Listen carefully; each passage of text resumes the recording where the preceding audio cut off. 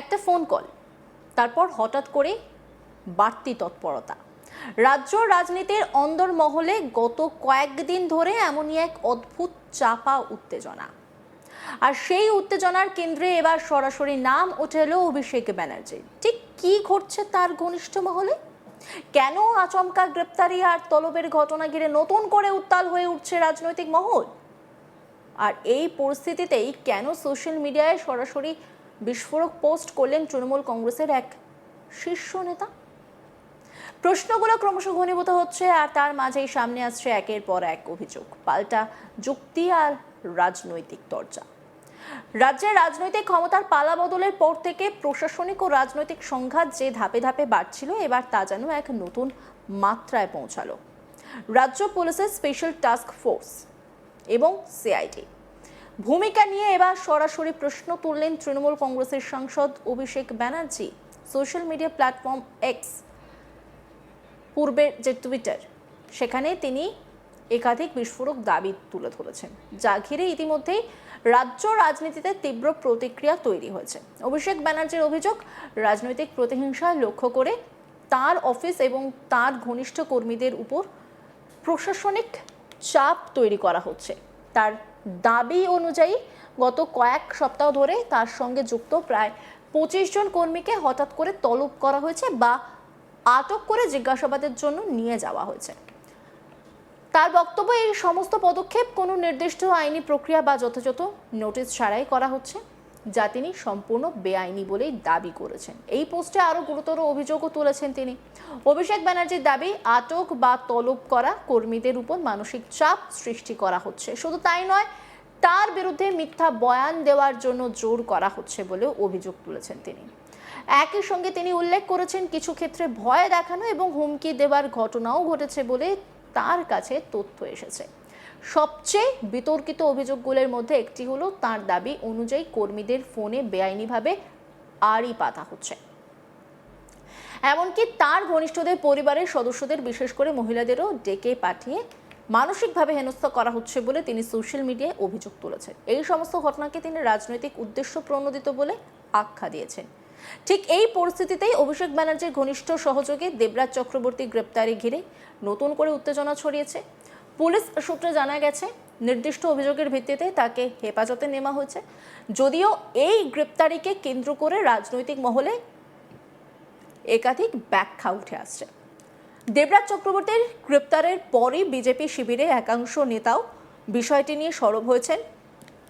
তরুণ জ্যোতি তিওয়ারির মতো নেতারা সোশ্যাল মিডিয়ায় মন্তব্য করে দাবি করছেন, এই তদন্তের সূত্র ধরে আরও বড় নাম সামনে আসতে পারে। তাদের বক্তব্য অনুযায়ী এটি শুধুমাত্র শুরু হতে পারে এবং এর পরবর্তী ধাপে আরও বড় কোনো রাজনৈতিক ব্যক্তিত্বের নাম উঠে আসতে পারে। যদিও এই দাবির পক্ষে এখনো কোনো প্রশাসনিক নিশ্চিত তথ্য সামনে আসেনি। এই ঘটনার দিনই সোশ্যাল মিডিয়ায় পোস্ট করেন অভিষেক ব্যানার্জি। তার বক্তব্যে ক্ষোভ ও চ্যালেঞ্জ দুই স্পষ্ট ছিল। তিনি লেখেন, গত কয়েক সপ্তাহ ধরে তার অফিস ও কর্মীদের লক্ষ্য করে যেভাবে লাগাতার জিজ্ঞাসাবাদ, তলব এবং আটক করা হচ্ছে, তা সম্পূর্ণভাবে রাজনৈতিক উদ্দেশ্য প্রণোদিত। তিনি আরও দাবি করেন, তদন্তের নামে একটি নির্দিষ্ট চাপ সৃষ্টি করা হচ্ছে, যার লক্ষ্য তাকে এবং তার রাজনৈতিক অবস্থানকে দুর্বল করা।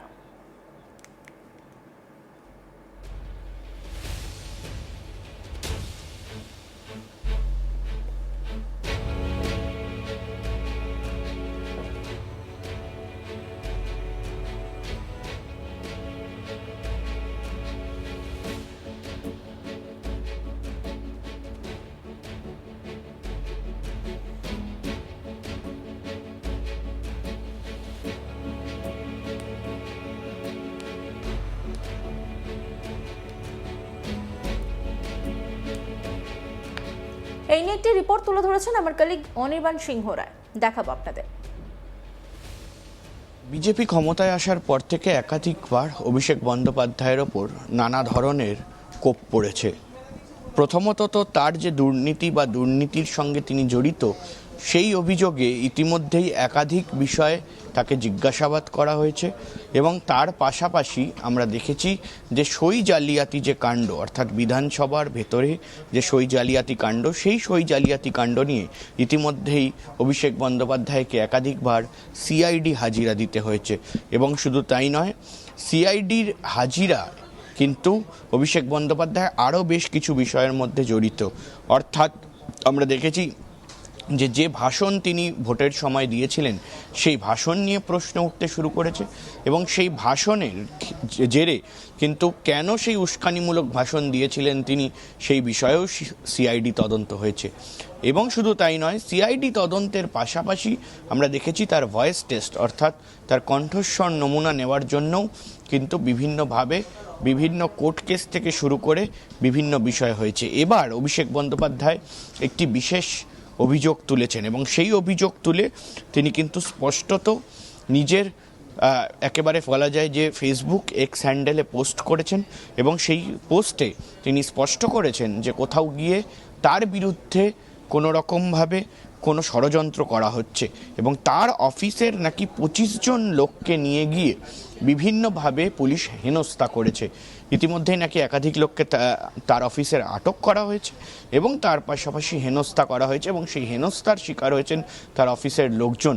এবং সেখানে দাঁড়িয়ে তার যে অভিযোগ, অর্থাৎ অভিষেক বন্দ্যোপাধ্যায়ের যে অভিযোগ, সেই অভিযোগে তিনি লিখেছেন বা বলেছেন যে মহিলাদেরও ছাড়া হয়নি, কোথাও গিয়ে পুলিশ ইল্লিগালভাবে এসটিএফ, সিআইডি, রাজ্য পুলিশ তাদের দ্বারা কিন্তু, এবং তার পাশাপাশি অবশ্যই সেন্ট্রাল এজেন্সির নাম তিনি নিয়ে লিখেছেন যে তাদের দ্বারা নাকি কোথাও গিয়ে অভিষেক বন্দ্যোপাধ্যায়কে হেনস্থা করার চেষ্টা চলছে। এবং সেই নিয়েই কিন্তু তিনি সরব হয়েছেন এবং তিনি এমনটাও বলেছেন যে ব্যক্তিদের বা যে ভদ্রমহিলাদের নিয়ে যাওয়া হয়েছে, যাদের বিরুদ্ধে অভিযোগ রয়েছে, যাদেরকে জিজ্ঞাসাবাদ করা হয়েছে, আটক করা হয়েছে, তাদের থেকে নাকি মিথ্যে বয়ান ভয় দেখিয়ে নেওয়া হয়েছে। এবং সেই মিথ্যে বয়ান ভয় দেখিয়ে নেওয়ার কারণ হিসাবে অভিষেক বন্দ্যোপাধ্যায় জানিয়েছেন যে অভিষেক বন্দ্যোপাধ্যায়ের বিরুদ্ধে নাকি সরকার চাইছে যে কোনোভাবে একটা মিথ্যে অভিযোগ লাগানোর কথা এবং সেই মিথ্যে অভিযোগ লাগানো গেলে নাকি তাকে অ্যারেস্ট করা হতে পারে, এই আশঙ্কা কিন্তু ইতিমধ্যেই দেখা দিয়েছে। অর্থাৎ তিনি শেষে এটাও লিখেছেন যে তিনি নাকি মাথা নত করবেন না এবং আগামী দিনে তিনি আরও এগিয়ে যাবেন। অর্থাৎ এই প্রসঙ্গে কিন্তু রাজনৈতিকভাবে নাকি তিনি লড়াই করবেন, এই বিষয়টা তিনি ইতিমধ্যেই জানিয়েছেন। অর্থাৎ সেখানে স্পষ্ট যে কোথাও গিয়ে অভিষেক বন্দ্যোপাধ্যায়ের আশঙ্কা কোথাও গিয়ে হচ্ছে যে তিনি অ্যারেস্ট হতে পারেন বা তিনি এই ধরনের তাকে আটক করা হতে পারে।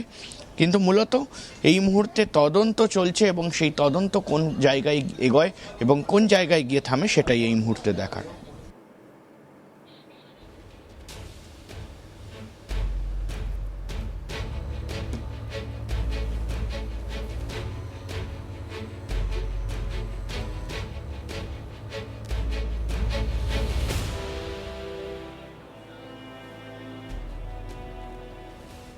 অন্যান্য খবরে আপডেটের জন্য অবশ্যই নজর রাখুন আজ তাক বাংলার ইউটিউব স্ট্রিমিংয়ে। লাইক, কমেন্ট, শেয়ার এবং সাবস্ক্রাইব করতে ভুলবেন না।